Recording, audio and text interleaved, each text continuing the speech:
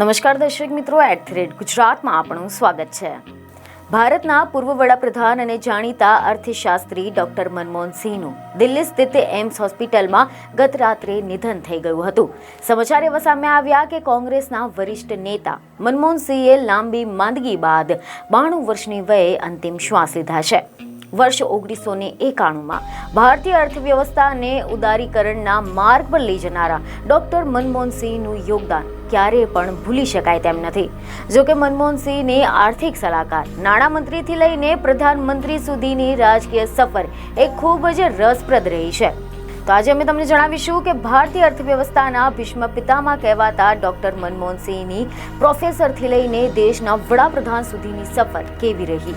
તો તમને જણાવી દઈએ કે મીડિયા રિપોર્ટ અનુસાર એવી માહિતી મળી રહી છે કે ડોક્ટર મનમોહન સિંહનો જન્મ 26 સપ્ટેમ્બર 1932ના રોજ અવિભાજિત ભારતના પંજાબ પ્રાંતમાં, જે હવે પાકિસ્તાનમાં છે, ત્યાં થયો હતો।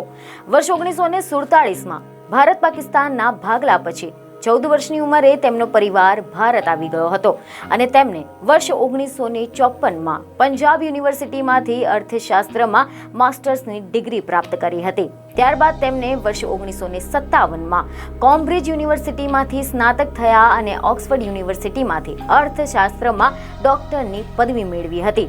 શિક્ષણ પછી તેમણે વહીવટી સેવામાં પ્રવેશ કર્યો અને વર્ષ 1972થી લઈને 1976 સુધીમાં તેઓ ભારત સરકારના મુખ્ય આર્થિક સલાહકાર રહ્યા હતા।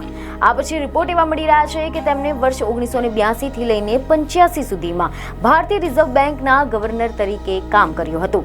1985થી લઈને 1987 સુધીમાં તેઓ આયોજક પંચના અધ્યક્ષ પણ રહ્યા હતા અને ત્યારબાદ વર્ષ 1987થી લઈને 1990 સુધીમાં જીનીવામાં દક્ષિણ કમિશનરના સેક્રેટરી જનરલ તરીકે સેવા કરી હતી। ત્યારબાદ 1990માં તેમને આર્થિક બાબતો પર વડાપ્રધાનના સલાહકાર તરીકે નિયુક્ત કર્યા હતા। ત્યારબાદ માર્ચ 1991માં યુનિવર્સિટી ગ્રાન્ટ કમિશનના અધ્યક્ષ તરીકે નિયુક્ત કરવામાં આવ્યા।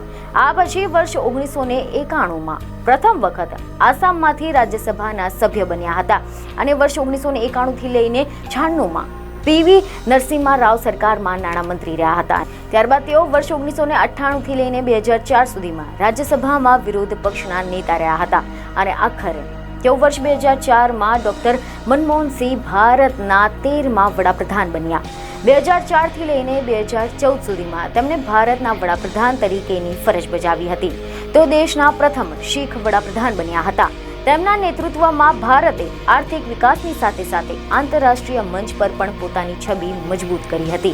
તેમના કાર્યકાળ દરમિયાન ઇન્ફોર્મેશન ટેકનોલોજી અને એજ્યુકેશન ક્ષેત્રમાં મોટા ફેરફાર થયા હતા। તમને જણાવી દઈએ કે અહેવાલ એવા મળી રહ્યા છે કે ડોક્ટર મનમોહન સિંહને ભારતીય અર્થવ્યવસ્થાના આધુનિક શિલ્પકાર માનવામાં આવે છે।